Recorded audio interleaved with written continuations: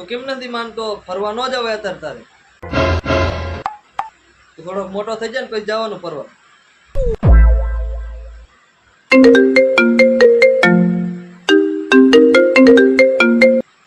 Hello વિશાલ, અમે તારા ઘર વાળી પાછી તું બેટિંગની તૈયારી થઈ ગઈ, બોટલ લઈને આવતો રે બે.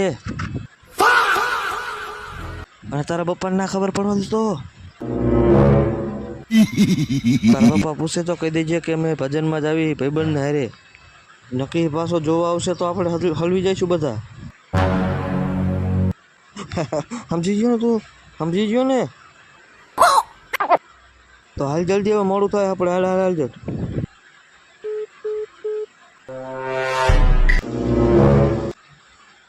મમ્મી,